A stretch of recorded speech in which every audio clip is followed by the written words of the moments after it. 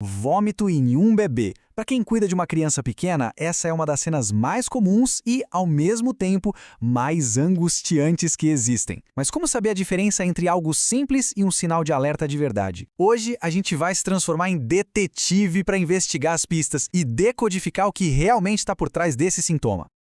E essa é a grande questão, não é mesmo? Como é que a gente diferencia uma golfada inofensiva de um sinal de que algo sério está acontecendo? O nosso objetivo aqui hoje é exatamente este: aprender a ler os sinais e a decifrar as pistas que o corpo nos dá. Então, vamos começar com um fato. Vômito em bebês é algo extremamente comum. Na maioria das vezes, é algo passageiro, sabe? Uma virose, algo que o bebê comeu e não caiu bem, mas às vezes pode ser o primeiro sinal de um problema maior. O verdadeiro desafio, então, é saber quando se preocupar. E como em toda boa investigação, o primeiríssimo passo é identificar a cena do crime corretamente. Nesse nosso caso, isso significa ter certeza do que a gente está observando. Porque, olha, nem toda vez que o leite volta é de fato um vômito. E essa identificação correta já é a nossa primeira grande pista. Então, nossa primeira tarefa como detetives é exatamente esta: diferenciar os suspeitos. A gente está falando de uma simples regurgitação, a famosa golfada, ou é vômito mesmo? Vamos analisar as evidências para entender a diferença. E aqui está a diferença fundamental. De um lado, a gente tem a regurgitação, a golfada. Pensa nela como um processo passivo. O leite simplesmente escorre, sem esforço, sem drama. Já do outro lado, o vômito é um processo ativo. É forçado, sabe? Envolve uma contração forte dos músculos da barriga.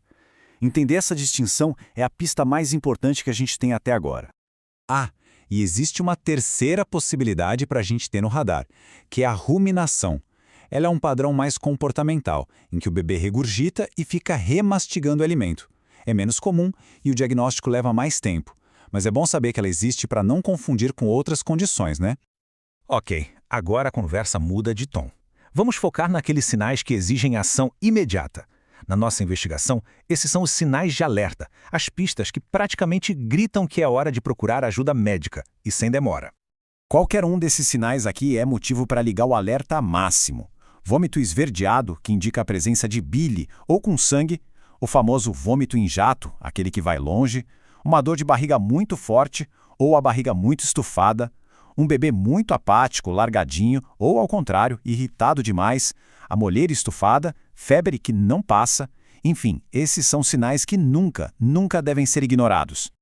Muito bem, agora que a gente já sabe o que procurar, vamos abrir nosso primeiro arquivo de caso. O primeiro suspeito da nossa lista é a estenose hipertrófica do piloro. É um nome comprido, mas essa condição tem um perfil muito particular.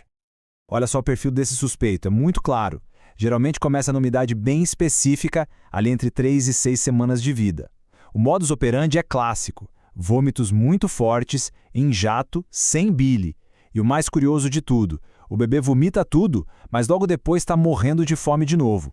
É como se a comida batesse numa porta fechada e não conseguisse passar.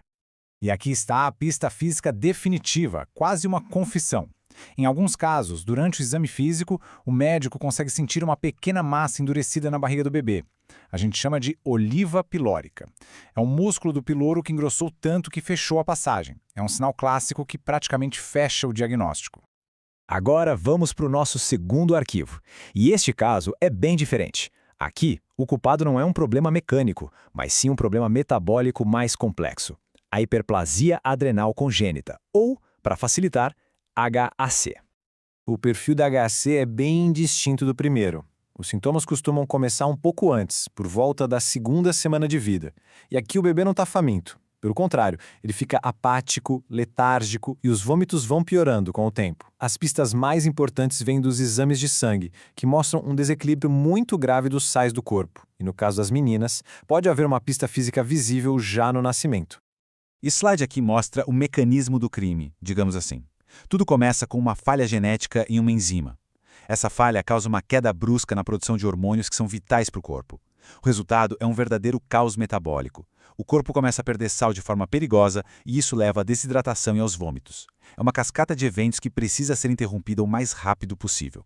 E este é um ponto crucial, de extrema importância. Meninos com HAC correm um risco maior. Por quê? Porque a genitália externa deles parece normal ao nascer. Então, sem essa pista física óbvia, a doença pode passar despercebida nos primeiros dias. E isso atrasa um diagnóstico que pode, literalmente, salvar a vida deles. Nas meninas, a ambiguidade genital acaba servindo como um alerta precoce.